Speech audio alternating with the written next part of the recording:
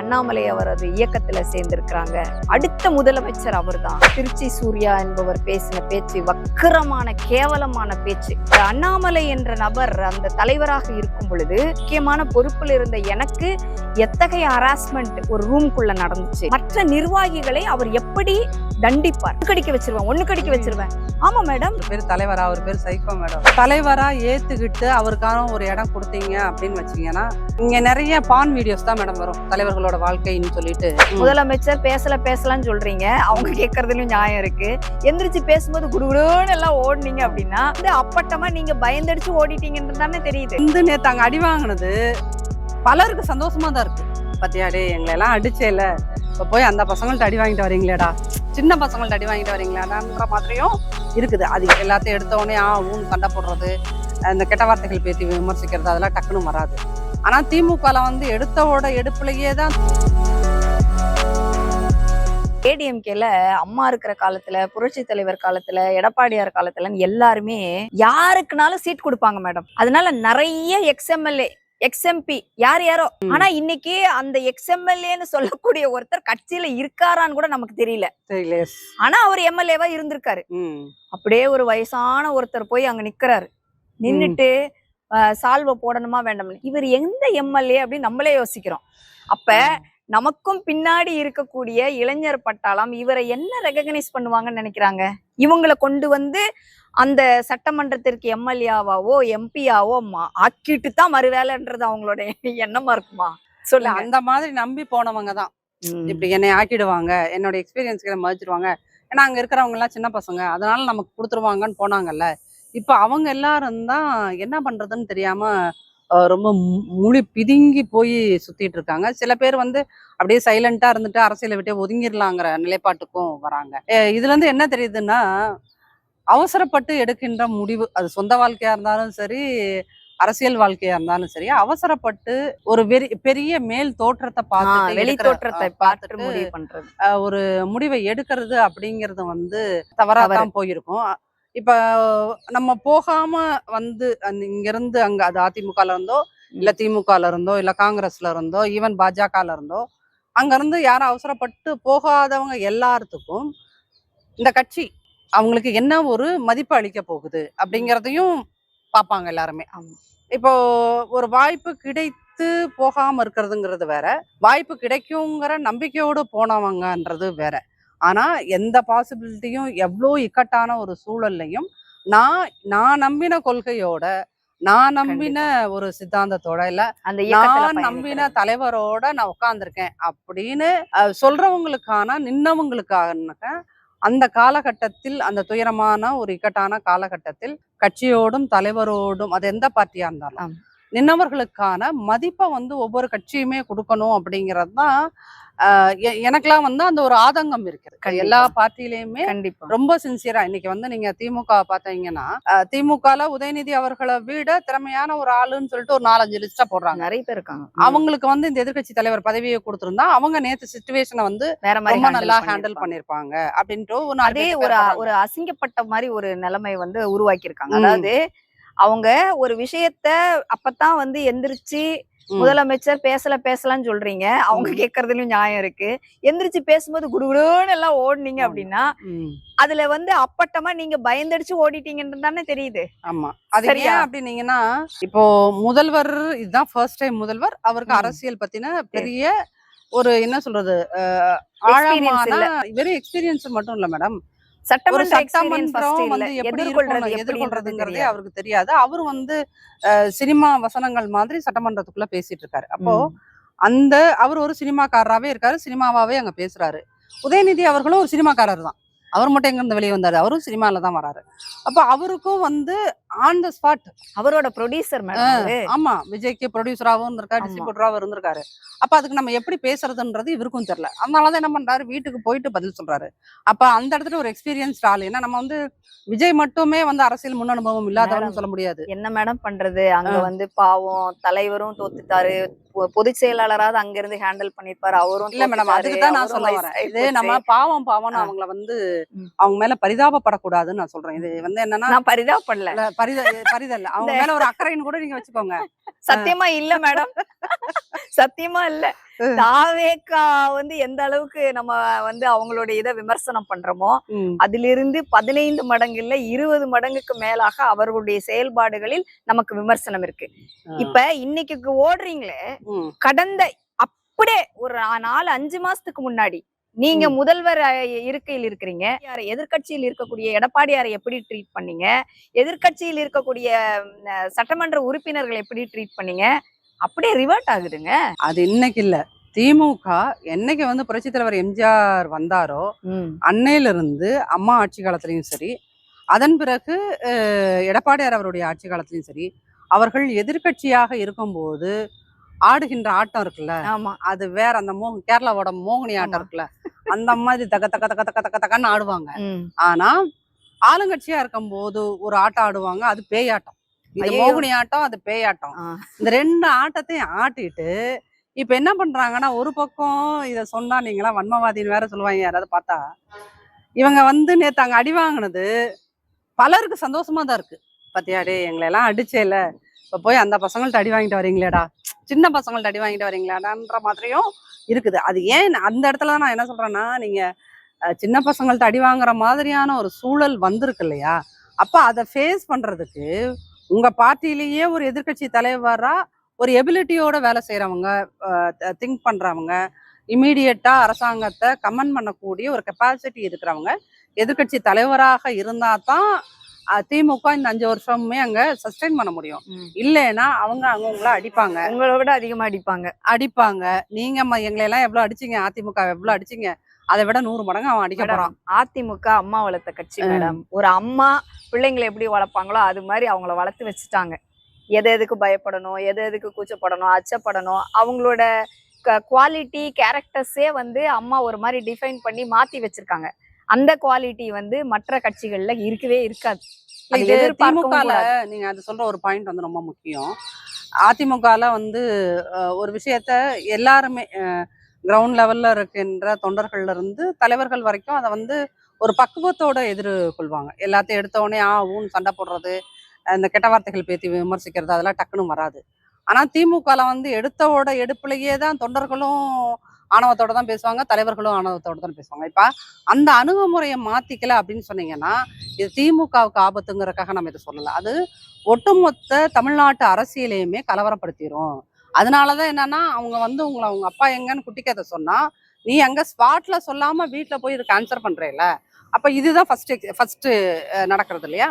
அப்ப அது போக போக போக போக உங்களுக்கு எதையுமே எதிர்கொள்ள தெரியாமல் வீட்டுக்கு போயிட்டு ஒரு பதில் சொல்றீங்க அப்படின்னா, அது ஒரு ஸ்ட்ராங்கான எதிர்கட்சியா இருக்காது. இது வந்து பர்சனல் மேட்டர்ல ஓகே விட்டுருங்க, நாளைக்கு பாலிசி மேட்டர்ல. ஆனா இன்னொன்னு மேடம், உதயநிதி வந்து நிச்சயமாக ஒரு எதிர்கட்சி தலைவர்ன்ற இடத்துல ஒரு சூப்பரா பெர்ஃபார்ம் பண்றதுக்கு வாய்ப்பே இல்லை. அவரு எப்படியும் தத்தி அவர் அப்படித்தான் அவரு தன்னுடைய இடத்த வந்து பொசிஷன் பண்ணுவாரு. ஆனா அந்த இடத்துல மிக சிறப்பான எதிர்கட்சி தலைவராக எடப்பாடியார் கண்டிப்பா பெர்ஃபார்ம் பண்ணுவாரு. இது வருங்காலங்கள்ல அது நமக்கு புரியும். ஏன்னா ஒரு எஃபிஷியண்டா அவர் வந்து ஹேண்டில் பண்ண விதம், யாரு திமுக ஆளுங்கட்சியா இருக்கும்போது எதிர்கட்சி வரிசையிலிருந்து அவர் எஃபிஷியண்டா பேசினது ஒரு முக்கியமான ஒரு விஷயம்.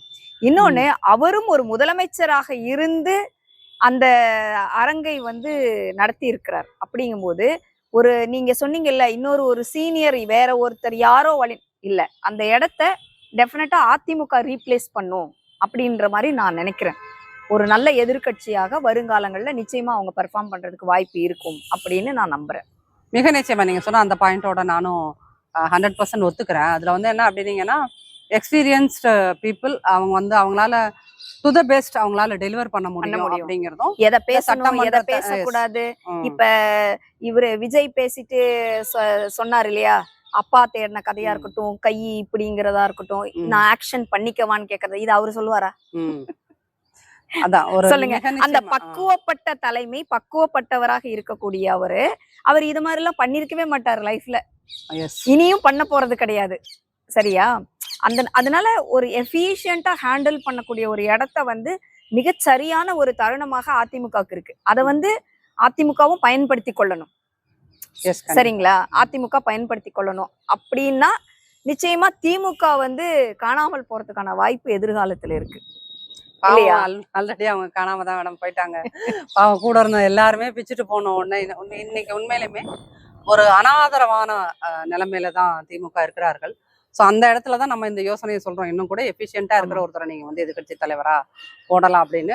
அடுத்த சட்டமன்ற கூட்டத்தொடர் நடக்கும் போது என்ன நடக்குது அப்படிங்கறதை பார்ப்போம். இன்பிட்வீன் நடக்கக்கூடிய என்னென்ன விஷயங்கள் நடக்கக்கூடியதோ அந்த விஷயங்கள் 2 பேர்த்தையுமே அந்த விஷயங்களை பத்தி நாங்க 2 பேருமே தொடர்ந்து உரையாடுவோம். உங்க எல்லாத்தோட சப்போர்ட்டையும் நீங்க தொடர்ந்து எங்களுக்கு கொடுத்துட்டு இருக்கணும் அப்படிங்கிறத ரொம்ப அன்போடையும் பணிவோடையும் கேட்டுக்கொள்கிறோம். ஒரு சலசலப்பு தமிழக அரசியல்ல நம்ம பார்த்தோம். இது எல்லா கட்சிகளிலும் நடைபெற்றது. கட்சி பேதம் இல்லாம அது வந்து அதிமுகன்னு எடுத்துக்கலாம், திமுகல இருக்குது, காங்கிரஸ்ல இருக்கு, கூட்டணியில ஒரு சலசலப்பு, அதுல இருந்து பிரிவு. இதை தாண்டி பிஜேபியிலிருந்து வெளியே போய் திரு அண்ணாமலை ஒரு இயக்கத்தை ஆரம்பிச்சிருக்காரு. அதாவது பிஜேபியிலிருந்து பிரிஞ்சு போய் அண்ணாமலை ஒரு இயக்கத்தை ஆரம்பிச்சிருக்கிறாரு. அந்த இயக்கத்திற்கு பிஜேபியில கொஞ்சம் ஆக்டிவா பெர்ஃபார்ம் பண்ணவங்க, நம்ம அதுல முக்கியமா பார்க்க வேண்டிய விஷயம், ஆக்டிவா பெர்ஃபார்ம் பண்ணவங்க எல்லாம் களத்துல இருந்து வேலை செஞ்சவங்க, நிறைய பேசிக்கிட்டு இருந்தவங்க, இவங்க எல்லாம் வந்து இப்ப வந்து அண்ணாமலை அவரது இயக்கத்துல சேர்ந்திருக்கிறாங்க. இயக்கத்துல சேர்ந்ததுனால அடுத்த முதலமைச்சர் அவர் தான் அப்படின்னு அவங்க ஒரு ப்ரமோட் பண்றது, அது நீங்க என்ன நினைக்கிறீங்க அதை பத்தி? இல்ல, எனக்கு வந்து ஆக்சுவலி நான் வந்து ஆரம்பத்துல இருந்து அண்ணாமலை அவர்கள் பிஜேபியோட தலைவரா வந்ததுல இருந்து பல இன்டர்வியூஸ்ல சொல்ற விஷயம் என்னன்னா, என்ன பொறுத்தளவுக்கு வந்து நான் அண்ணாமலை என்கின்ற தனிப்பட்ட ஒரு நபரை ஒரு தலைவராக அவர் ஒரு லீடர் மெட்டீரியலை நான் எங்கேயுமே நான் பார்த்தது கிடையாது. ஒரு லீடர் மெட்டீரியலுக்கான குவாலிட்டிஸ் எதுவுமே இருந்த மாதிரியும் தெரியல. ஏன்னா அவருமே வந்து நானும் வந்து கரைபடாத கரங்களாக இருப்பேன், தூய சக்தியாக இருப்பேன் அப்படின்லாம் சொன்னாரு. பட் ஆனால் அவரை பற்றி வரக்கூடிய செய்திகள் அந்த மாதிரி எதுவுமே இல்லை. ஒரு கட்சி இன்னைக்கு வந்து தொடங்கி நடத்துறது அப்படின்னு சொன்னா அதற்கு எவ்வளவு செலவுகள் ஆகணும் அப்படிங்கிறது பொதுமக்களுக்குமே தெரியும். அப்படிங்கும்போது நீங்க ஒரு கட்சி தொடங்குற அளவுக்கான ஒரு பணம் வச்சிருக்கீங்க அப்படின்னாலே எங்க இருந்து வந்ததுங்கிற ஒரு கேள்வியும் சேர்த்து வருது இல்லையா? அதனால வந்து நான் வந்து அவரை பத்தி எப்பயுமே ஒரு பெரிய பிம்பமாவோ இல்ல ஒரு பெரிய உழைப்பாளியாகவோ நான் அவரை பார்த்தது இல்லை மேடம். அதனால உண்மையிலும் சொல்ல அந்த சடனா வந்து பிஜேபி அந்த இடத்த கொடுத்துச்சு.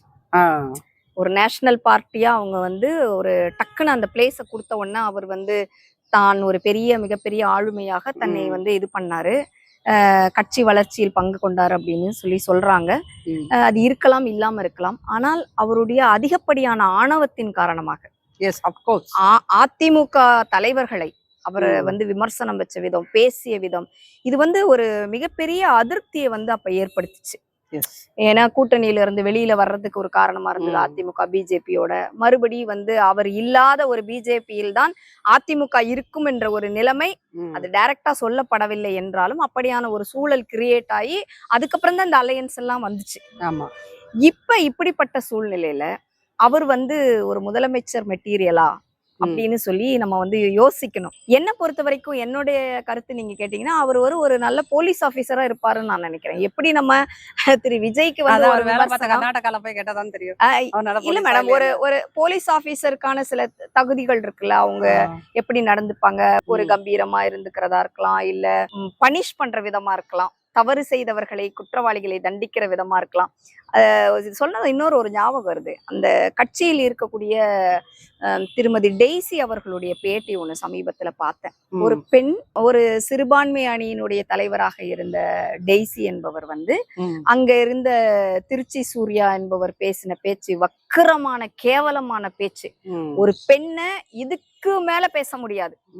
அப்போ ஒரு அரசியலுக்கு வரக்கூடிய பெண்களை எப்படியும் இழிவுபடுத்தி விடலாம் அப்படிங்கிற உச்சக்கட்ட ஒரு பேச்சு. அதெல்லாம் வந்து பயங்கரமா பனிஷ் பண்ணிருக்கணும் திரு அண்ணாமலை.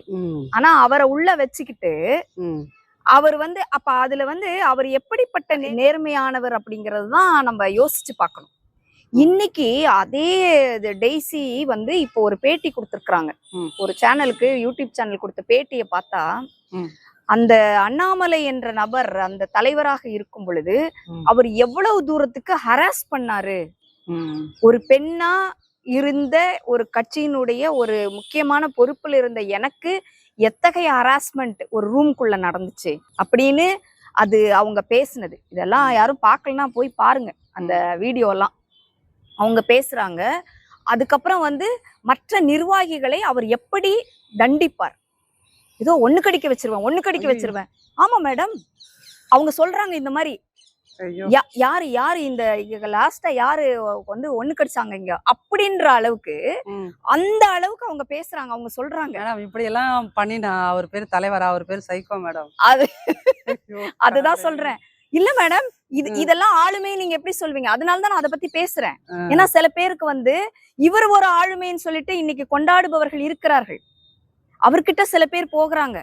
ஒரு இளைய தலைமுறை போகுது. அவர் இருந்த காலகட்டத்தில் தான் பிஜேபியில் இருந்த பல தலைவர்கள் வந்து நிராகரிக்கப்பட்டார்கள். அல்லது பல பேரோட பர்சனல் விஷயங்கள், மோசமான விஷயங்கள்லாம் வெளியரங்கத்துக்கு வந்துச்சு. அப்ப இவங்க பேசுறதுக்கும் நடந்த விஷயத்தையும் பார்க்கும்போது, அப்ப இவரு தலைவரா வந்து இவரு ஒரு இடத்துக்கு வந்து கதையெல்லாம் சொல்லும் போது எனக்கு ஒண்ணுதான் ஞாபகம் வருது. இவர மாதிரி ஆட்களை எல்லாம் இந்த தமிழ் மண், இந்த தமிழ்நாடு தலைவரா ஏத்துக்கிட்டு அவருக்கான ஒரு இடம் கொடுத்தீங்க அப்படின்னு வச்சீங்கன்னா, நீங்க வந்து I am very hard to say, sorry to say this, இங்க நிறைய பான் வீடியோஸ் தான் மேடம் வரும் தலைவர்களோட வாழ்க்கைன்னு சொல்லிட்டு. இந்த மாதிரி பான் வீடியோஸ் தான் அவர் எடுத்து போட்டுட்டு இருப்பாரு. ஏன்னா அவருக்கு தெரிஞ்ச டெக்னிக் தான். இல்ல மேடம், அதனாலதான் நான் சொன்னேன், ஒரு போலீஸ் ஆபீசர் எப்படி குற்றவாளிகளை தண்டிப்பாரோ அந்த மாதிரி அவர் வந்து ஒரு அரசியல்வாதிகளை, கேடர்ஸ் அந்த மாதிரி அவர் தண்டிச்ச மாதிரி தெரியுது அவங்க சொல்ற வாக்குமூலத்தை வச்சு. அது வந்து உண்மையா பொய்யான்றத வந்து விசாரணைக்கு உட்பட்டதா கூட இருக்கலாம். ஆனா விசாரிக்கணும். ஆனா அவங்க இன்னைக்கு வந்து சொல்றாங்க பொதுவெளியில அப்படின்னா, சும்மா போற போக்குல ஒரு பெண் சொல்லிடுறதுக்கு வாய்ப்பு இல்லை. அவங்க எவ்வளவு தூரம் பயந்தா அவங்க சொல்றாங்க. இல்ல நீங்க இந்த மாதிரி பண்றீங்களே, எனக்கு சடனா ஏதாவது ஒண்ணு ஆயிருச்சுன்னா அப்படியெல்லாம் கேட்டிருக்கிறாங்க. நீங்க இப்படி என்ன வந்து பயமுறுத்துறீங்க, துன்புறுத்துறீங்கன்ற மாதிரி. அப்ப என்ன மாதிரியான தலைவர்களை இந்த தமிழ் சமூகம் வளர்க்க இருக்கிறது? உண்மையிலுமே வந்து ஒரு சொல்லுங்க. ஆக்சுவலி இது வந்து ஒரு அவேர்னஸ் கிரியேட்டிங் ஸ்பீச்சா தான் நான் இதை பாக்குறேன். கண்டிப்பா ஒரு இன்ஃபர்மேஷனா தான் பாக்குறேன். பிகாஸ் நான் அந்த வீடியோஸ் எல்லாம் பாக்கல. இல்ல மேடம், நீங்க அந்த மாதிரியான ஒரு நபர்களை எல்லாம் அந்த தமிழ் மண்ணுல கொண்டு வந்து விடணுமா அப்படிங்கறத யோசிக்க, அவர் பின்னாடி சுத்துற பசங்களும் பெண்களும், அவர் ஒரு தலைவர் அவங்களும் தான் யோசிக்கணும். அவர் மேபி ஒரு பெரிய டேலண்டட் பர்சனாலிட்டியா இருக்கலாம், நான் அப்ரிஷியேட் பண்றேன். பட் அந்த அவருக்குள்ள இருக்கிற இன்னர் கேரக்டர்னு ஒண்ணு இருக்குல்ல, அந்த மைண்ட் செட்டா இருக்கலாம், அந்த குவாலிட்டி, அந்த லீடர்ஷிப் குவாலிட்டி வந்து அது வந்து பரிசீலனைக்கு உட்பட்டது. அதெல்லாம் வந்து பார்க்கணும், தமிழ் சமூகம் பார்க்கணும், யார பார்க்கணும். அதையும் தாண்டி, இதெல்லாம் தாண்டி வந்தாலும் நான் நினைக்கிறேன், ஒருவேளை அடுத்து விஜயோட கூட்டணி வைப்பாரோ, அந்த வழியா வந்தா இப்படி வராம அப்படி வழியா வந்து ஏதாவது வரலாமோ பயம். இல்ல, இதயம் மிகவும் பலவீனமானது, ரொம்ப ரொம்ப பலவீனம். வேற என்ன மேடம், அப்படி இல்லன்னா சொன்னீங்கன்னா நான் இங்கே மயக்கம் போடுறோம் மேடம். இல்ல இப்படி எல்லாம் இல்லன்னா அவர் எப்படிங்க வந்து முதலமைச்சர் ஆக முடியும்? என்னங்க சொல்றாங்க? அந்த மாதிரி எல்லாம் ஒரு காட்சி என்னால் இமேஜின் பண்றது கூட முடியல மேடம். எத்தனை வருஷமா அண்ணன் சீமான் வந்து பேசிக்கிட்டு இருக்காரு மேடம்? 15 வருஷமா 15 வருஷமா பேசிக்கிட்டு இருக்கிற சீமான் அவர்களால் முதலமைச்சர் ஆக முடியல. கண்ணீர் வடிக்கிறார் அவரு. என்னையா உங்களுக்கெல்லாம் நான் பண்ணல, என்னென்னமோ பண்ணணும்னு நினைக்கிறேன், தமிழ் சமூகத்தை உயர்த்தணும்னு நினைக்கிறேன், தமிழுக்கு முன்னுரிமை கொடுக்குறேன், எதையோ நான் வந்து கவர்மெண்ட் எம்ப்ளாய்மெண்ட் ஆக்கிடுவேன், என்னென்னமோ சொல்றாரு. அவராலேயே தேய்மானத்தை தொட்டு கொண்டு இருக்கிறது அந்த கட்சி அப்படின்னா, இவர் என்ன அவரை விட சாதிச்சிருவாரா? நீங்க வந்து கடைசியில அண்ணாமலை வந்து தலைவரா வராருன்றது தெரியும் மக்களுக்கு. பட் விஜயோட கூட்டணி சேர்ந்து அடுத்து அப்படின்லாம் சொன்னோன்னா உண்மையிலே நீட காஃபி, இதுக்கு மேல என் மனம் தாங்காது. சரி, கண்டிப்பா ஒரு காஃபி சொல்லுங்க. நிச்சயமா இந்த வீடியோ பாக்குற ஒவ்வொருத்தருக்கும் எங்களுடைய நோக்கம் என்னன்னா, யாரையும் வந்து இங்க வந்து கிரிட்டிசைஸ் பண்ணணும்னோ இல்ல அவங்களுடைய குற்றங்களை கண்டுபிடிக்கணும்ன்றது இல்ல. மக்கள் சரியானவர்களை தேர்ந்தெடுக்கணும். நல்லவர்கள் யாரு, கெட்டவர்கள் யாருன்றதை ஐடென்டிஃபை பண்ணணும். அதுதான் இன்னைக்கு பேசின மொத்த பேச்சினுடைய சாராம்சம்னு நான் நினைக்கிறேன். நிச்சயமா உங்களுக்கு பிடிச்சிருக்கும். எங்களுடைய என்ன சொல்றது, இந்த வேவ் லென்த்ல நீங்களும் இருந்தா தொடர்ந்து எங்க வீடியோஸை பாருங்க. தொடர்ந்து உங்களுக்காக பேசிட்டே இருப்போம். நன்றி. தேங்க்யூ.